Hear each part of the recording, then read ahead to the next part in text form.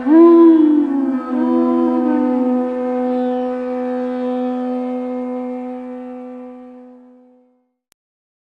Namo Bhagavate Vasudevaya. Om Namo Bhagavate Vasudevaya. Om Namo Bhagavate Vasudevaya. Om Namo Bhagavate Vasudevaya. Purvabhyasena tenaiva Riyate yavasopi saha Jigyashurabhyogasya Shabda Brahma Tivartate. Purva, previous. Abhyasena, by practice. Tena, by that. Eva, certainly. Hriyate, is attracted. He, surely. Avashaha, automatically. Api, also. Saha, he. Jigyashu, inquisitive. Api, even. Yogasya, about yoga. Shabda Brahma, ritualistic principles of scriptures. Ativartate, transcends. By virtue of the divine consciousness of his previous life, he automatically becomes attracted to the yogic principles, even without seeking them. Such an inquisitive transcendentalist stands always above the ritualistic principles of the scriptures. Purport. Advanced yogis are not very much attracted to the rituals of the scriptures, but they automatically become attracted to the yoga principles, which can elevate them to complete Krishna consciousness, the highest yoga perfection. In Srimad Bhagavatam, 3rd Canto, Chapter 33, text number 7, such disregard of Vedic rituals by advanced transcendentalists is explained as follows. Aho matasva pachato gariyam yajjig vagre vartate namatubhyam te paste juhuvu shushnuardya brahmana churnama grinanti yete.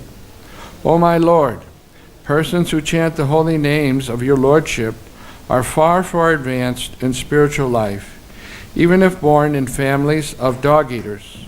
Such chanters have undoubtedly performed all kinds of austerities and sacrifices, bathed in all such sacred places, and finished all scriptural studies.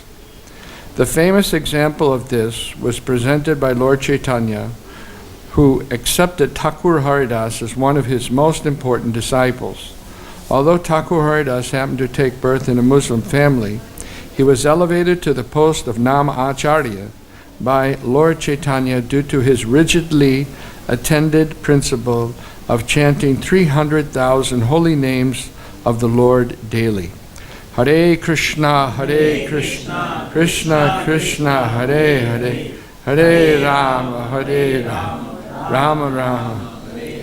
And because he chanted the holy name of the Lord constantly, it is understood that in his previous life, he must have passed through all the ritualistic methods of the Vedas, known as Shabda Brahma. Unless, therefore, one is purified, one cannot take to the principles of Krishna consciousness or become engaged in chanting the holy name of the Lord. Hare Krishna.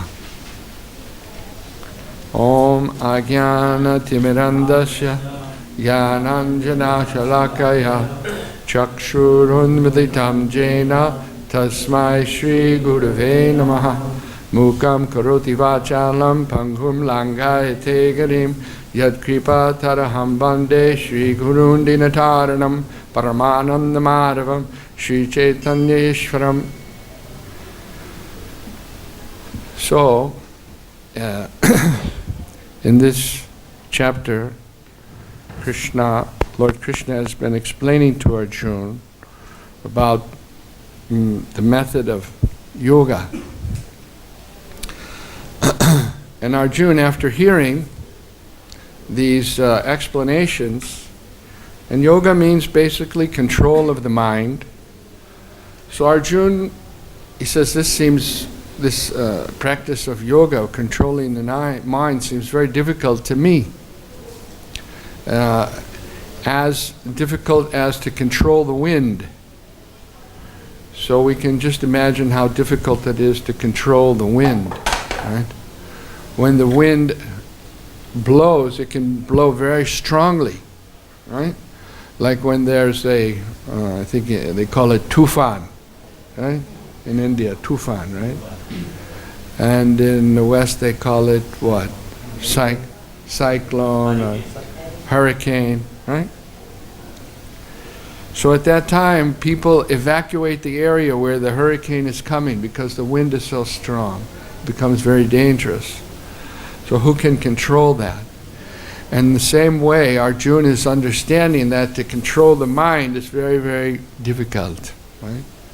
And just imagine, Arjuna, he's the personal associate of Lord Krishna, and he's saying that this is difficult. What to speak of ordinary persons like us, right? Very difficult thing to control the mind.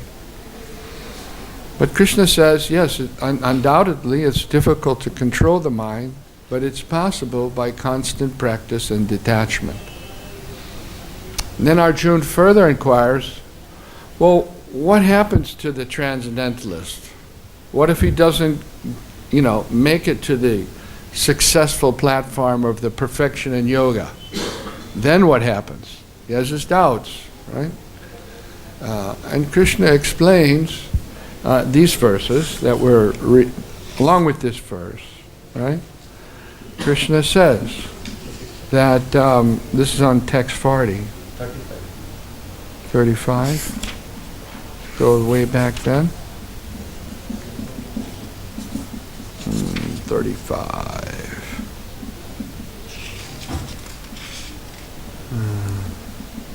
Almighty armed son of Kunti is undoubtedly very difficult to control the restless mind, but it's possible by constant practice and detachment.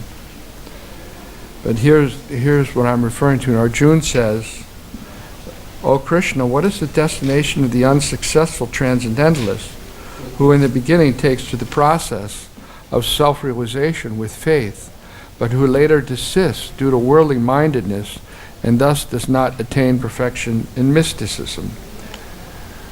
Almighty armed Krishna, does such a man who is bewildered from the path of transcendence fall away from both spiritual and material success and perish like a riven cloud with no position in any sphere? Text 40. Then Krishna starts to answer this doubt of Arjuna. The Supreme Personality of Godhead said, O son of Pritha, a transcendentalist engaged in auspicious activities does not meet with destruction either in this world or in the spiritual world. One who does good, my friend, is never overcome by evil. The unsuccessful yogi, after many, many years of enjoyment on the planets of the pious living entities, is born into a family of righteous people or into a family of rich aristocracy. Or, if unsuccessful after long practice of yoga, he takes his birth in a family of transcendentalists who are surely great in wisdom. Certainly such a birth is rare in this world. On taking such a birth, he revives the divine consciousness of his previous life, and he again tries to further progress in order to achieve the complete success, O son of Kuru. So Krishna is explaining what happens to the person or to the practitioner of yoga who doesn't complete it. And these are very reassuring words of Krishna, that don't worry, you're not nowhere, It's not like material activities. If you don't complete something in material life, then there's no benefit in that. If, let's say, you're making this table, so this table works in a certain particular way, it holds this, that, right? You commission a carpenter to make it, or you're making it yourself. So if you don't get it complete in this position, it's not useful, right? But yoga practice, or the practice of bhakti-yoga, is not like that, right? You, even a little bit of advancement, a little bit of devotional service in bhakti-yoga is very, it's complete in itself, in one sense. And Krishna promises in the second chapter of Bhagavad-Gita, even a little bit of devotional service can protect one from the most dangerous type of fear. So the conditioned soul is here in this material world, and it's a very dangerous place, right? Even a so-called civilized country, so-called, like America, right? It's a very dangerous place. How many millions of people are in America now? 320 million. Must be an American. There are 320 million people, and they have about 320 million guns there too. My brother, I opened up his drawer once and I saw he had 2 guns. You know, I knew he had 1 gun. He had a 44 Magnum. It's a 6-shot revolver. But one day I opened his drawer and there he had this, you know, semi-automatic assault rifle in his drawer. So I said, what'd you buy this for? What are you going to do with this? He said, well, no, the government is thinking of banning them, so I bought one. It's a very dangerous place, you know, even though it's, you know, they're supposed to be a civilized country that everybody's trying to get a green card to, and people want to be there, and you know, they think that if I just get to America, my life has become successful. But in reality, your life has become threatened, right? Now, like when you go into the airport into in America, I mean in India, anywhere, you know, they have these scanners that they make you pass through, so make sure that you're not carrying any weapon. So there's a lot of schools, you know, grade schools in the United States. The kids have to walk through scanners to make sure that they're not carrying any weapon. Right? It's a dangerous place. You know, param param yad viparam natesham, the danger at every step in this material world. So, the yoga process is to bring us to the platform of always thinking of the Supreme Personality of Godhead. And that's the really safe position that one can have, is to be thinking of, to be perfect in yoga. And we're striving for that by performing sadhana bhakti, to be able to, as Krishna says in the last verse of this chapter, yogesham sarvesham, that the highest yogi is one who's always thinking of me. So this is the real principle of yoga. This is the principle, right? And in the Vedic literatures, there are prescriptions for ritualistic performances to purify a person so that they can gradually come to that platform of always thinking of the Supreme Lord. But they may, it's a very slow process, because by these ritualistic performances, their intention is to get some material benefit, right?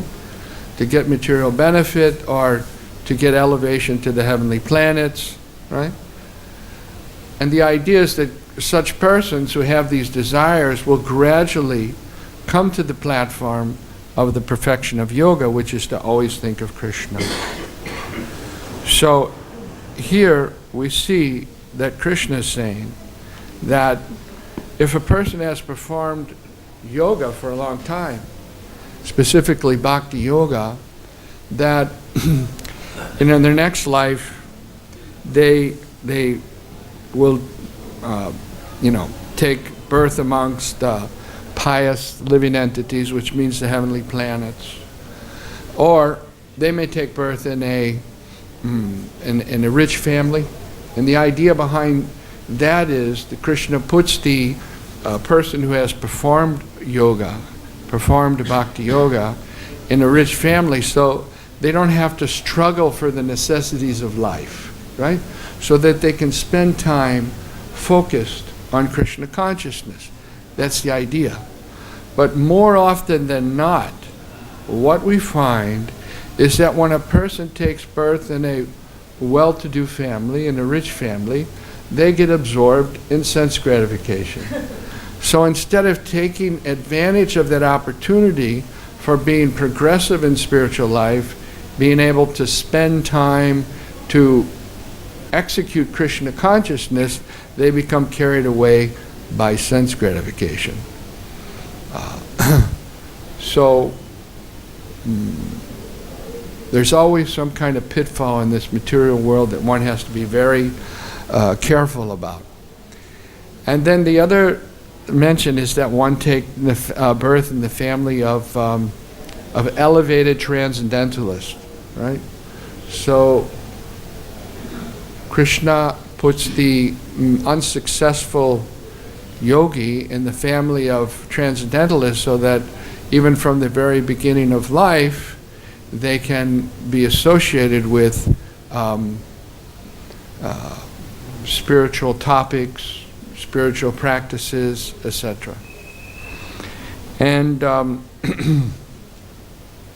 so Krishna is always protecting the practitioner of yoga, especially the practitioner of bhakti yoga. And here Prabhupada mentions in the purport, advanced yogis are not very much attracted to the rituals. There's so many rituals prescribed in the Vedic literatures, but these are not very attractive to the persons who have performed yoga, or persons, especially devotees of the Lord who have performed bhakti yoga. They're more attracted by the principles. So again, what we mentioned before is the principle is to always think of Krishna, right? Yoginam api sarveshan madgaten antaratmana. One who's always thinking of me is the highest yogi. So this is the real principle of yoga, to come to the platform of always remembering the Supreme Lord and to never forget the Supreme Lord, right? Anyone who at the time of leaving this body thinks of the Supreme Lord, well, they return to the spiritual world. But in order to do that, one has to be able to chant the holy name. That's the Yuga Dharma in this age for becoming self-realized, is to chant the holy name. And it's so powerful, this chanting of the holy name, that Srila Prabhupada quotes a verse from the 3rd canto about even if one is born in the family of dog eaters, and that's not considered a very high birth, right? According to one's diet, one can consider one's elevation in society, and the eater of dogs is not considered very high on the social status, right? Srila Prabhupada said that civilization begins in the east, and as it goes west, it becomes more and more degraded, right? So where does that line start of the east, right? And where does it come around to where it's the most degraded?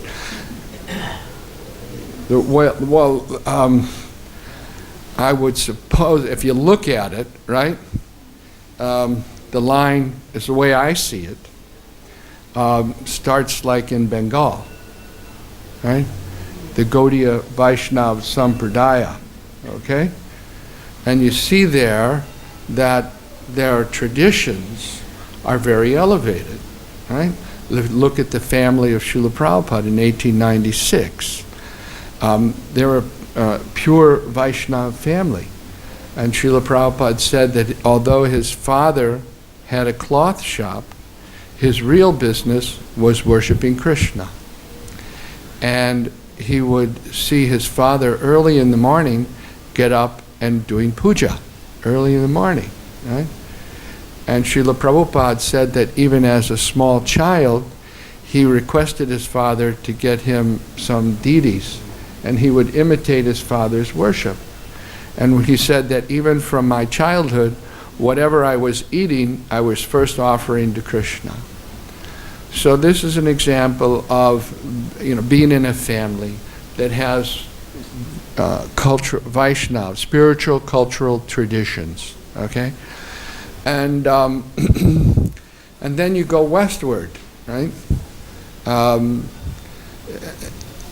Even from my own experience, as and I'm talking about the traditional method or the traditional cultural. It may have to go back 100 years, right? But it was there in Bengal, and as you kind of went towards Bihar, Uttar Pradesh, Gujarat, they go away from these traditional things. And then if you come all the way around the world this way, Cambodia, Korea, that's where you'll find the dog eaters. When the Olympics happened in Seoul, the American athletes that went there, they saw that, the Korean people used to like to eat dogs. And they would, sell dogs in the market, and they said, why are they selling these dogs? And well, people eat these dogs. So for the Americans, that was like a completely a horrendous thing, because there the dog is the best friend. Right? How can they eat and cook and eat the best friend, right? But just as astonishing for them traditionally, I'm talking about traditional culture in India, to eat a cow was as horrendous. And it was even more horrendous because of the value of the cow. The dog is a stool eater, vidbhujan. They're in the same category as pigs, right? So even the Muslim population and the Jewish population, they don't eat pigs because they consider it very filthy, in the same way for dogs. So understand a person's status and social status by what they eat. You are what you eat.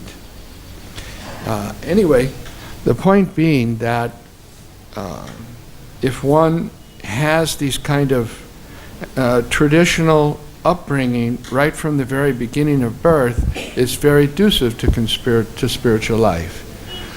Even Ajamil, because he was from a traditional Brahmin family, even though he had become so degraded and so fallen, there were some practices that actually saved him. And that one of those practices to name the children after the names of God. And he had named his son Narayan, right?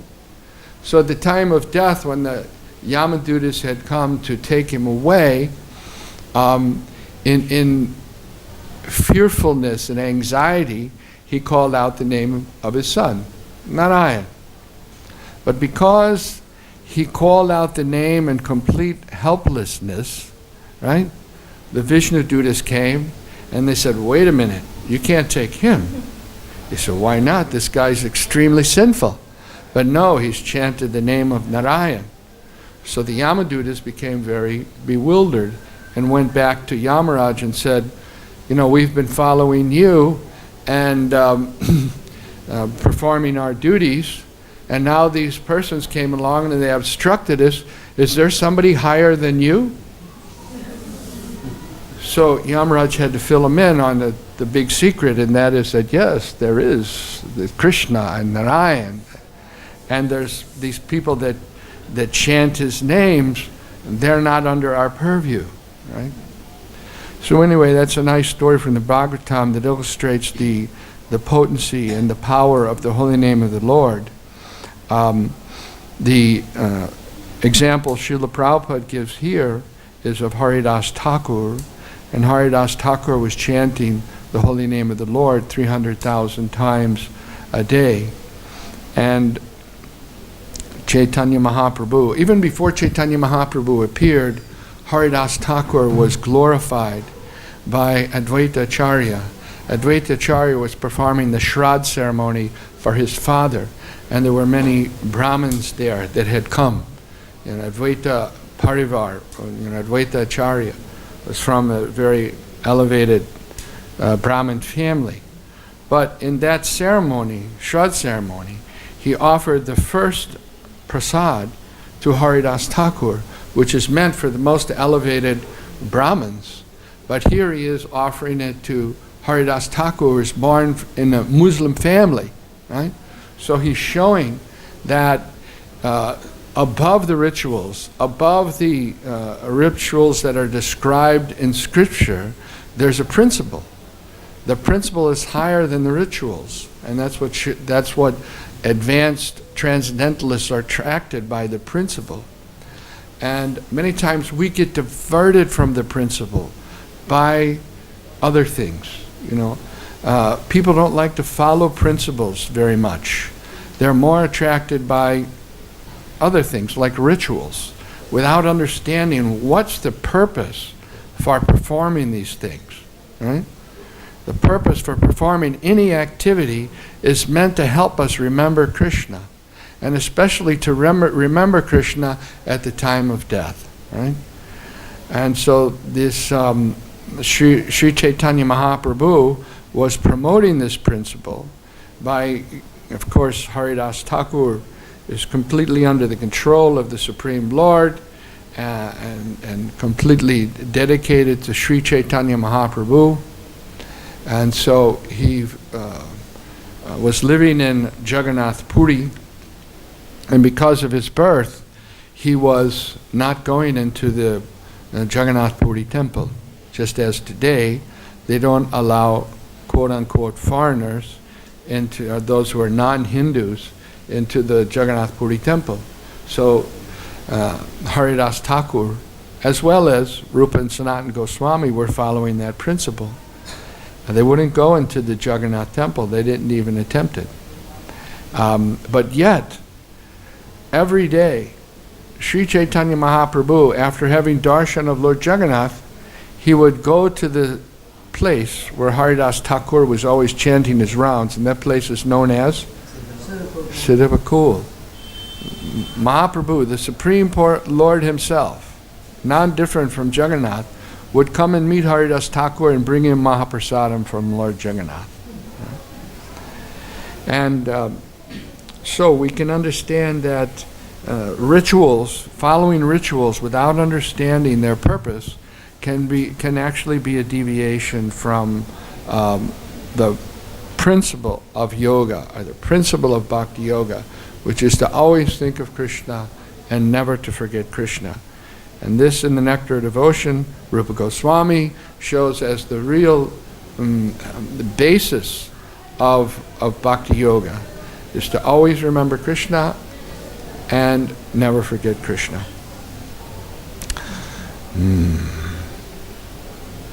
So this verse here, that Srila Prabhupada quotes from Srimad Bhagavatam, someone who's chanting the holy name of the Lord, it's to be concluded that they've already performed all the Vedic rituals. They've studied the Vedas, and they have taken birth and taken bath in all the holy places of pilgrimage and have become sufficiently purified, and therefore they're chanting the holy name of the Lord. And the verse before this in Srimad Bhagavatam, it says that one who chants the holy name of the Lord, even once, offenselessly, they're immediately able to perform all the Vedic sacrifices. Sometimes Srila Prabhupada was criticized for giving Brahmin initiation to Western-bodied persons. They felt that you had to take birth as a Brahmin in order to become, initiated as a Brahmin, in order to have the Yajna Pavitra. Right? So they criticized. But in actual, even if one is born as a Brahmin, right? Even before the birth, there's various purificatory practices that have to take place, like garbhadana sanskar, etc. And then after that, there's so many purificatory processes to bring even a child that's born in a Brahmin family up to the platform of having that yajna pavitra, isn't it? So they also require purification. But one who's chanted the holy name of the Lord, without offense, even once, it's to be understood that that person has already done all of that in order to come to the platform to offenselessly chant the holy name of the Lord.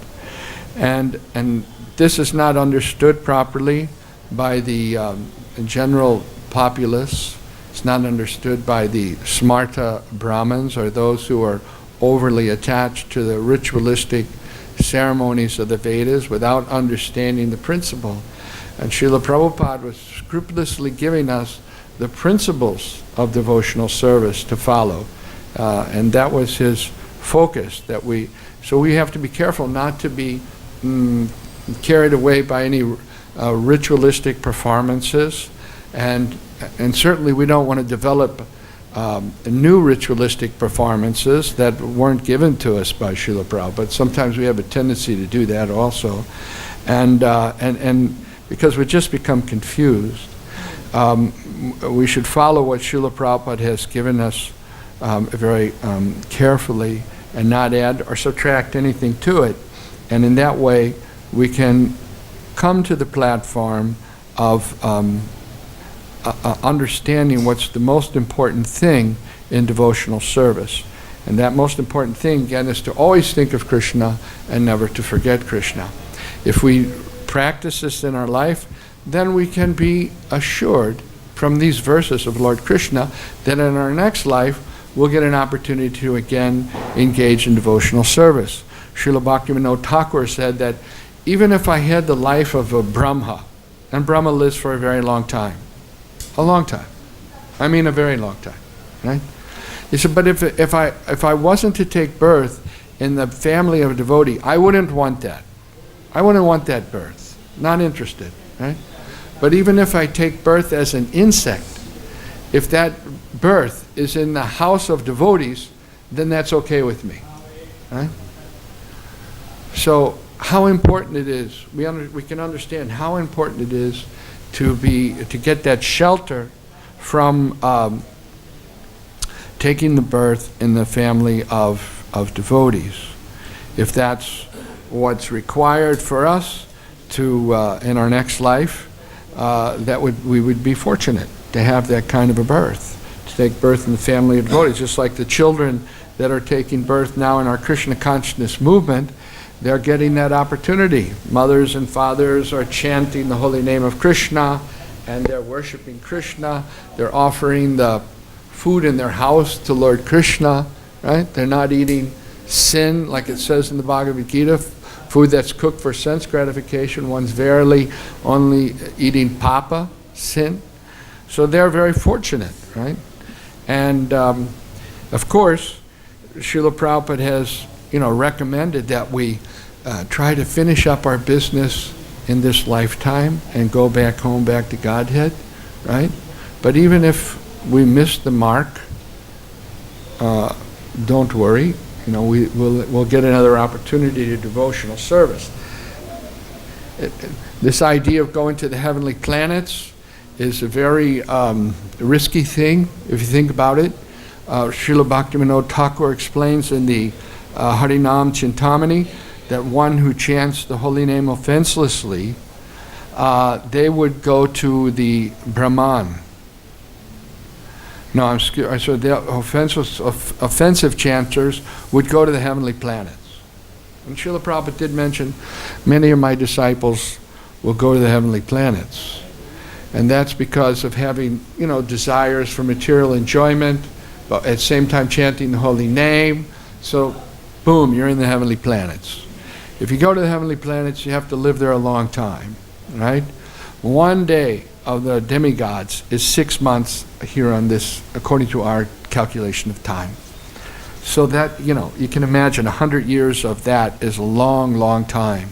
So let's say that you went to the heavenly planets because you had material desires while chanting the holy name of the Lord. You chanted the holy name offensively. So then it would work out something like, about 100,000 years. So after 100,000 years, now we're in the Kali Yuga at how many years? No. As so far, how much have we gone into the Kali Yuga? 5,000 years. And look how bad it is in just 5,000 years. Can you imagine 100,000 years from now what it's like? It's going to be, they'll be eating people. People will be eating people. It'll be very difficult to perform devotional service. So one devotee, I asked one devotee, so, how's your program to going back to Godhead? He said, going back to Godhead? Nah, I'm just trying to get to the heavenly planets. But such a goal is not very, it shouldn't be sought after, because when you come back here, it's going to be that much into the Kali Yuga, right? And one might say, well, Krishna can send me to any planet. Well, that's true, but how do you know he won't send you here? So the very safe thing is to follow the principle, and the principle is to always think of Krishna and never forget him. And Srila Prabhupada has made the ISKCON movement in such a way that if you just follow the program, you can't help but think of Krishna.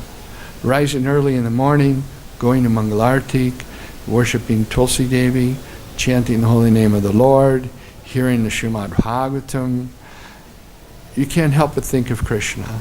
It's the way Srila Prabhupada set it up. It's a little austere, getting up early, it's cold, you take a bath, but that austerity is the wealth of the Brahmins. It's described in Shastra. And it's the real basis of us. By that little bit of austerity, we become attracted to Krishna. We become attracted to thinking of Krishna. And if we can do that, then we've reached the perfection of this human form of life. And along with that, along with following the principles and the practices of Krishna consciousness in a very practical way, one can have one, how do they say it? A bonus, how do you say? Anyway, there's a dividend when you have a stock. There's something extra that you can do to assure that you'll reach the goal. And what is that? Yes. It means that whatever you have in Krishna consciousness, you give it to other people, right? Chaitanya Mahaprabhu. That's what, extra credit points, bonus points, right? It's like the insurance thing. Because Srila Prabhupada said, if you try to